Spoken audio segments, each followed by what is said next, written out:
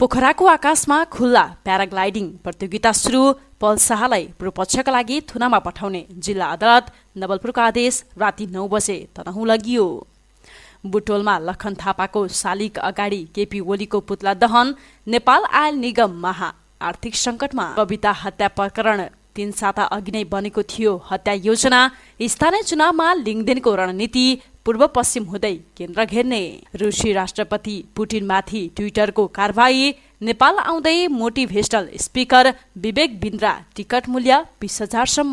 नेपालका सबै महिलाको नाम सूर्यकुमारी होस् करिश्मा मानन्धर। सुपारी आयात रोक्न संसदीय समितिको निर्देशन। नेपालले पायो भारतलाई थप 325 मेगावाट बिजुली बेच्न अनुमति। नयाँ दिल्लीका मासु पसल बन्द गरिएपछि आलोचना।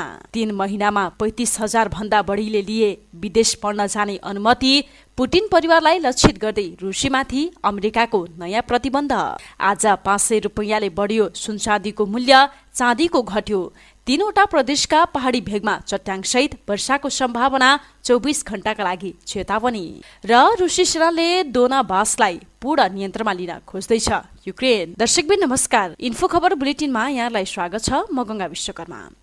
सदा जस्तै आज पनि देश विदेशका ताजा महत्त्वपूर्ण समाचारको साथमा हामी उपस्थित भइसकेका छौं। यो समाचारलाई अन्तिमसम्म हेरी आफ्ना मनमा लागेका कुराहरू निधक्कसँग कमेन्ट बक्समा लेखेर छाड्नुहोला। साथसाथै दर्शकबिन तपाईहरू कुन ठाउँबाट, कुन देशबाट, कुन जिल्लाबाट हाम्रो यो समाचारलाई हेर्दै हुनुहुन्छ कृपया त्यो पनि कमेन्ट गर्नुहोला।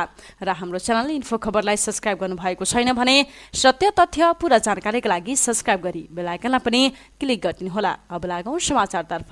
सुरुवातमा प्रसङ्ग पल शाह थुनामा। जिल्ला अदालत नवलपुरले नाबालिका गायिका बलात्कारको आरोपित अभिनेता पल शाहलाई पूर्वपक्षका लागि थुनामा पठाउने आदेश दिएको छ। न्यायाधीश अर्जुन अधिकारीको इजलासले शाहलाई पूर्वपक्षका लागि थुनामा पठाउने आदेश दिएको अदालतका प्रवक्ता एवं तहसिलदार लालबहादुर छेत्रीले जानकारी दिएका छन्। उनका अनुसार नवलपुर अदालतबाट तनहुँ कारागार नै लैजाने आदेश भएको छ। आगामी वैशाख 7 गते वकपत्रका लागि आरोपित शाह पीडित पक्षसहित साक्षीहरूलाई बोलाइएको उहाँले बताउनुभयो। आरोपित शाहीलाई आज नै तनहुँ कारावासमा लैजाने तयारी गरिएको छ। नवलपुर अदालतमा शाह विरुद्धको थुनचेक बहस बुधबार साँझ सकिएको हो।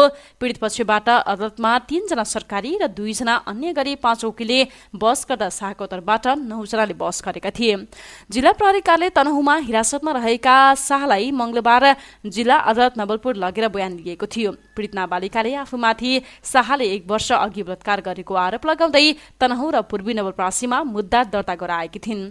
पीडितको जाहेरीका आधारमा शाह विरुद्ध नवलपुर अदालतमा गत चैत्र 3 गते सरकारी वकिल मार्फत मुद्दा दर्ता भएको थियो। यसअघि जिल्ला अदालत तनहुँबाट भने अभियुक्त शाहलाई थुनचेक बहस सकाएर गत 10 चैत्रमा पूर्वपक्षका लागि थुनामा पठाउने आदेश भइसकेको छ। दर्शकबिन अब निगम महासंकटमा। यसम्बन्धी प्रसङ्ग। अन्तर्राष्ट्रिय बजारमा पेट्रोलियम पदार्थको अचाकली मूल्य वृद्धि भएर मूल्य स्थिरीकरण लगायत सबै सञ्चित कोषको रकम सकिएपछि नेपाल आयल निगम आर्थिक सङ्कटमा परेको छ। इन्धन बिक्री गरेको रकमले मात्र इन्डियन आयल कर्पोरेसन आइओसीलाई भुक्तानी गर्न सक्ने अवस्था छैन। निगमसँग भएका सबै सञ्चित कोष रितिएपछि आइओसीलाई भुक्तानी गर्न निगमले ऋण तिर्नुपर्ने अवस्था सिर्जना भएको हो। निगमलाई आर्थिक सङ्कटबाट जोगाउन 2वटा विकल्प रहेको सरकारवालाहरू बताउँछन् कि सरकारले लागत मूल्यको आधारमा इन्धनको मूल्य बढाउनु पर्छ कि उसले इन्धनमा लगाउँदै आएको कर घटाउनु पर्छ। लागत मूल्यका आधारमा इन्धनको मूल्य बढाउँदा उपभोक्ता चर्को मारमा पर्ने भएकाले सरकारले कर घटाएर निगमलाई आर्थिक सङ्कटबाट जोगाउनु पर्छ। निगम आर्थिक सङ्कटमा पर्दा आइओसीबाट इन्धन खरिद गर्न कठिन भएर त्यसको मार उपभोक्तासम्म पर्छ। अन्तर्राष्ट्रिय बजारमा लगातार मूल्य बढ्दा निगमले 8.5 महिनाको अवधिमा करिब 33 अर्ब रुपैयाँ नोक्सान बिहोरेको छ। दर्शकबिन अब प्याराग्लाइडिङको प्रतियोगिता। यसम्बन्धी प्रसङ्ग। प्याराग्लाइडिङ व्यवसायको छाता संस्था नेपाल हवाई खेलकुद संस्थानको आयोजनामा पोखरामा 20औं नेपाल खुल्ला प्याराग्लाइडिङ प्रतियोगिता सुरु भएको छ। पोखरा महानगरपालिका 18 सारङकोटमा गण्डकी प्रदेशका प्रदेशसभा सदस्य राजीव पहाडीले प्यारा फ्लाइट शिव थापालाई ग्लाइडर हस्तान्तरण गरेर प्रतियोगिताको उद्घाटन गर्नुभएको हो। सांसद पहाडीले साहसिक पर्यटकका लागि उपयुक्त गन्तव्यका रूपमा रहेको बताउँदै यस प्रतियोगिताले पोखरालाई साहसिक शहरको रूपमा चिनाउन थप सघाउ पुगाउने विश्वास व्यक्त गर्नुभयो। उहाँले अन्तर्राष्ट्रिय विमानस्थल सञ्चालन पश्चात प्याराग्लाइडिङ विस्थापित हुने चिन्ता व्यवसायमा रहेको बताउँदै यसको उचित व्यवस्थापन आवश्यक रहेको बताउनुभयो।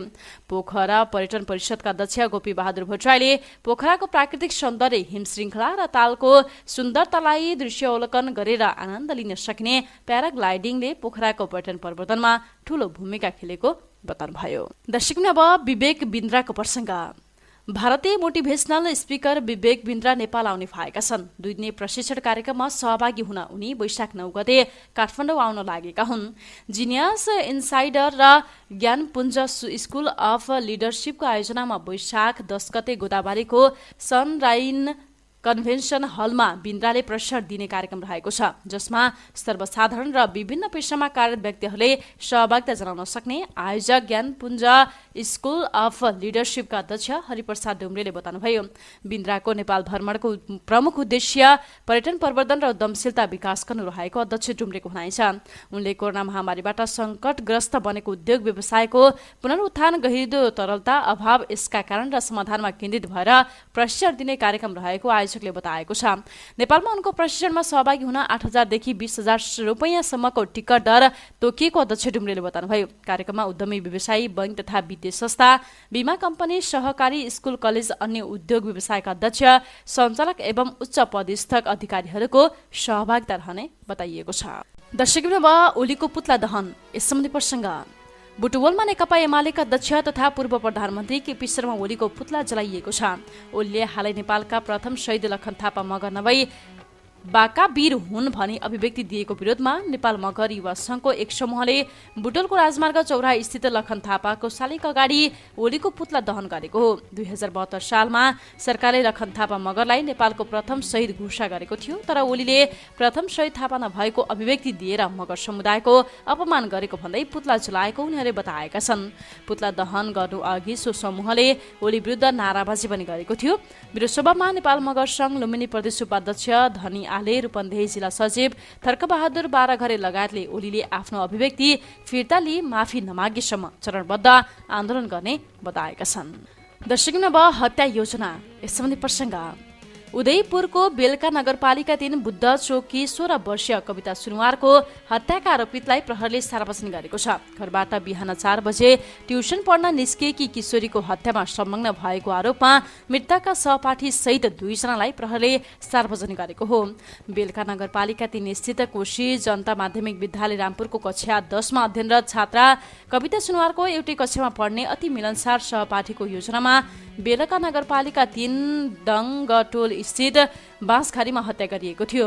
बाँसखारीमा विनोदले लुकाएर ल्याएको बियरको बोतलले कवितालाई पछाडिबाट हिर्काएर ढलाएका थिए। ढलिसकेपछि दुवैजनाले कवितालाई 40 मिटर घिसार्दै लगी यशोदा खोला किनारको काठको गोलिया पुर्याएर पुनः ढुङ्गाले हिर्काई मारेपछि लुकाएका थिए। सरिता ढकाल खत्रीले 2-3 साता अघि नै कविता सुनुवारलाई मार्ने योजना बनाएको प्रहरी समक्ष बयान दिएकोले गरिएको छ। हत्या गर्ने दिन बिहान 4 बजेर 5 मिनट जाँदा आरोपी ढकालले कविताको मोबाइलमा एसएमएस गरी विद्यालयले सञ्चालन गरेको अतिरिक्त कक्षा ट्युसन जान बोलाएको देखिएको छ। दर्शकवृन्द, अब लिङ्गदेनको रणनीति यस सम्बन्धी प्रसङ्ग। चमत्कारी रूपमा राष्ट्रिय प्रजातन्त्र पार्टीको नेतृत्वमा उदाएर नयाँ राजनैतिक सन्देश दिएका सो दलका अध्यक्ष राजेन्द्र लिङ्गदेनले स्थानीय चुनावका लागि नयाँ रणनीति तय गरेका छन्। लिङ्गदेन नेतृत्वको राप्रपाले स्थानीय निर्वाचनमा पूर्वी र पश्चिम नेपालमा आफ्नो विजयको झण्डालाई दोब्बर बढाउने र त्यसमध्येबाट विगतभन्दा थप बलियो बन्ने रणनीति बनाएको छ। राप्रपाले कम्तीमा 15 देखि 20 स्थानीय तहमा विजय हासिल गर्ने लक्ष्य राखेको छ। अघिल्लो निर्वाचनमा राप्रपा 1 उपमहानगरपालिका सहित 5 स्थानीय तहमा विजय भएको थियो। त्यसमध्ये झापाका 3 स्थानीय तहमा राप्रपा विजय भएको थियो। झापा लिङ्गदेनको गृह जिल्ला हो। स्थानीय तहको निर्वाचनका लागि लिङ्गदेनले जनताको माझमा राप्रपा समृद्ध स्थानीय तह भन्ने मूल नारा बनाएर प्रचार प्रसार गराएका छन्। दर्शकवृन्द, अब मासु पसल बन्द यस सम्बन्धी प्रसङ्ग। भारतको राजधानी नयाँ दिल्लीमा अधिकांश मासु पसलहरू 2 दिनदेखि बन्द भएका छन्। 9 दिनसम्म मनाइने हिन्दूहरूको पर्व नवरात्रिको अवसरमा स्थानीय अधिकारीहरूको निर्देशनमा मासु पसल बन्द भएका हुन्। तर मासु पसल बन्द गर्न दिएको निर्देशनलाई लिएर त्यसको चर्को आलोचना भएको छ। चाडपर्वको समयमा अधिकांश मानिसहरूले मासु नखाने दक्षिण तथा पूर्वी जिल्लाहरूमा मेयरहरूले बताएका छन्। नवरात्रिमा पसलमा खुल्ला मासु काटेको आफूले देख्न नसकेको धेरैले बताएका थिए। तर सामाजिक सञ्जालमा यसको चर्को विरोध भएको छ। यसले भारतको बाहुलवाद उल्लङ्घन गरेको धेरैले गुनासो गरेका छन्। महिषासुर र दानवमाथि देवी दुर्गाको विजय उत्सवको रूपमा नवरात्रि मनाइन्छ। 9 दिनको चाडको समयमा हिन्दू भक्तजनहरू सामान्यतया उपवास बस्छन्। उनीहरूले मासु खाँदैनन् भने खानामा लसुन प्याज प्रयोग गर्दैनन्। नयाँ दिल्लीमा मुख्यमन्त्री अरविन्द केजरीवालको आम आदमी पार्टीको सरकार रहेको छ। दिल्ली सरकारले मासु पसलहरू बन्द गर्न कुनै आधिकारिक आदेश जारी गरेको छैन। दर्शक अब पुटिनमाथि कारबाही सम्बन्धी प्रसङ्ग। विश्वकै चर्चित प्रतिष्ठित एवं विश्वसनीय सामाजिक सञ्जालमध्ये एक मानिने ट्विटरले रुसी राष्ट्रपति भ्लादिमिर पुटिन लगायत 300 भन्दा बढी रुसी सरकारका एकाउन्टका सामग्रीलाई सीमित पारेको छ। त्यो एकाउन्टलाई अबदेखि टाइमलाइन नोटिफिकेसन वा साइटको कुनै पनि क्षेत्रमा सिफारिस नगरिने ट्विटरले बताएको छ। ट्विटरले आफू सशस्त्र द्वन्द्वमा संलग्न अवस्थामा रहँदा खुल्ला इन्टरनेट पहुँचमाथि बन्देज लगाउने कुनै पनि मुलुकमाथि कारबाही गर्ने बताएको हो। 24 फेब्रुअरीमा रुसले युक्रेनमाथि आक्रमण गरे यता ट्विटरले रुसमा आफ्नो सक्रियता निकै कम पारेको छ। हाल ट्विटरमा पुटिनको 2वटा आधिकारिक अकाउन्ट रहेका छन्। उनको एउटा अकाउन्ट रुसी भाषा र अर्को अङ्ग्रेजीमा रहेका छन्। ती दुवै अकाउन्टमा क्रमशः 36 लाख र 17 लाख फलोअर रहेका छन्। दर्शक अब करिश्मा मानन्दरको प्रसङ्ग। नेपाल कम्युनिस्ट पार्टी एमाले प्रवेश गरेपछि पहिलो पटक कपिल वस्तुमा सम्बोधन गर्ने क्रममा आफ्नो न्वारानको नाम सूर्यकुमारी रहेको बताएपछि सामाजिक सञ्जालमा निकै आलोचना र ट्रोलको शिकार बनेकी नायिका करिश्मा मानन्दरले नेपालका सबै महिलाको नाम सूर्यकुमारी होस् भन्ने आफ्नो चाहना रहेको बताएकी छिन्। उनले भनिन्, अब सत्य सुन्न मन नलागेको हो कि म असाध्यै हर्षित छु त्यसबारेमा चाहिँ, किनभने उहाँलाई मेरो न्वारानको नाम सुनेर बडा चिन्ता लागेछ, होइन, बडा चिन्तित हुनुभयो, मेरो बारे सोच्नुभयो, त्यसमा खुसी छु। म पोलिटिक्समा लागेर जुन नाम कमाएको थिएँ त्यो खत्तमै गरे, बिचरा सूर्यकुमारी करिश्मा भनेर भन्नुभयो। त्यस्तो चिन्ता लिने जनता हुनुहुन्छ, मेरो साथमा खुसी नै छु। त अर्को खुसी कहाँनिर छु भने फेरि 4-5 हजारको कमेन्ट्सले मलाई पुगेन के, त्यहाँ के भन्या छ भने मेरो नाम पनि सूर्यकुमारी भन्या छ।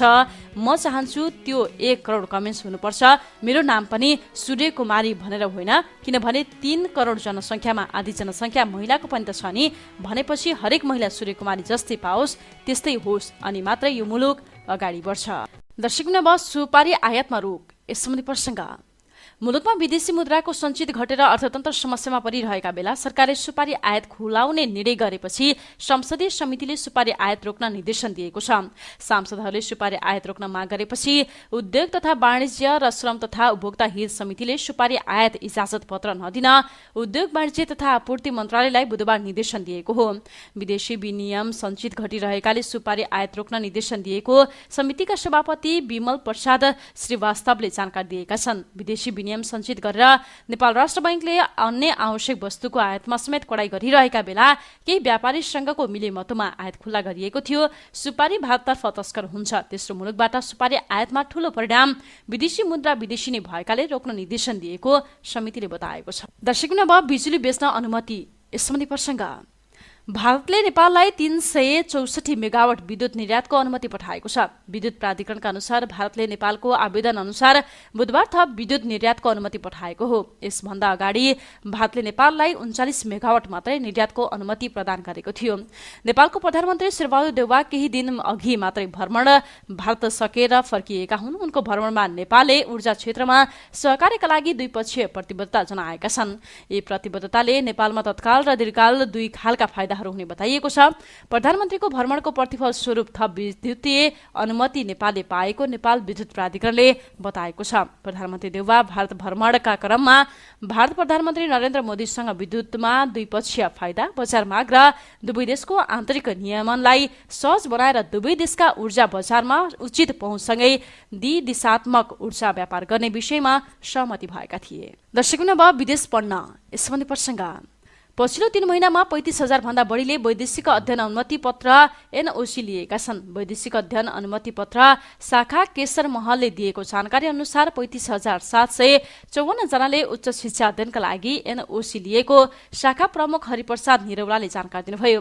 शाखाका अनुसार सन् 2022 को जनवरीदेखि मार्च महिनासम्म विभिन्न देशमा विद्यावरिधि तथा एमफिलका लागि 58 जना, स्नातकोत्तर तहका लागि 3,441 जना र स्नातक तह ब्याचलर अध्ययनका लागि 6,094 जनाले अध्ययन अनुमति पत्र लगेका छन्। दर्शक अब वर्षाको सम्भावना यस सम्बन्धी प्रसङ्ग।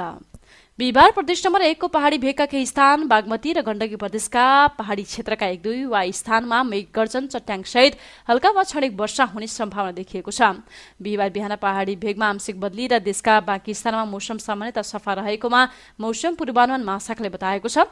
दिउँसो प्रदेश नम्बर 1 बागमती र गण्डकी प्रदेशका पहाडी भेगमा आंशिकदेखि सामान्य बदली र देशका अन्य स्थानमा मौसम सामान्यतः सफा रहनेछ। यस क्रममा प्रदेश नम्बर 1 को पहाडी क्षेत्रका केही स्थान तथा बागमती र गण्डकी प्रदेशका पहाडी भेगका 1 वा 2 स्थानमा मेघगर्जन चट्याङ सहित हल्का वा क्षणिक वर्षा हुने सम्भावना रहेको छ। दर्शक अब सुनको प्रसङ्ग। बिहिबार नेपाली बजारमा सुनको भाव बढेको छ। नेपाल सुनचाँदी व्यवसायी महासंघले दिएको जानकारी अनुसार बुधबारको तुलनामा सुनको भाव प्रति तोला 500 रुपैयाँले बढेको छ। 500 रुपैयाँले बढेको हो। यो सँगै छापावाला सुनको भाव प्रति तोला 79,000 मा पुगेको छ। त्यस्तै तेजाबी सुनको भाव 98,500 रुपैयाँमा पुगेको छ। चाँदीको भावमा पनि सामान्य गिरावट देखिएको छ। चाँदी प्रति तोला 1 रुपैयाँले घटेर 1,234 मा कारोबार भइरहेको छ। हवस् त दर्शकबिन, इन्फो खबर बुलेटिन अहिलेका लागि यति नै। यदि हाम्रो च्यानललाई सब्स्क्राइब गर्नुभएको छैन भने सत्य तथ्य पूरा जानकारीका लागि सब्स्क्राइब गरी बेल आइकनमा पनि क्लिक गरिदिनुहोला। समाचार अन्तिमसम्म हेरिदिनु भएकोमा यहाँलाई धेरै धेरै धन्यवाद। यो समाचारलाई लाइक, कमेन्ट र साथीभाइलाई सेयर गर्न नबिर्सिनुहोला। अहिलेका लागि भने म गंगा विश्वकर्मासँगै सम्पूर्ण युनिटलाई बिदा दिनुहोस्। नमस्कार। तपाईँ इन्फो खबर हेर्दै गर्नुहोला। हामी निरन्तर अपडेटमा छौं।